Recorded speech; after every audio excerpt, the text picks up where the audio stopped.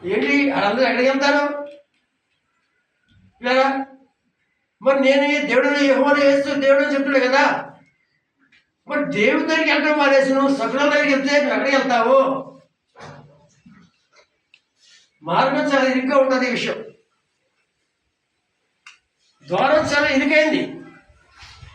ఈ ద్వారంలో ప్రవేశించాలంటే కొంచెం కష్టంగా అనిపిస్తుంది. చదవండి. మంత్రయోగములు చేయకూడదు. నుదుట ఎంట్రుకలను నుదుట అంటే ఏంటి?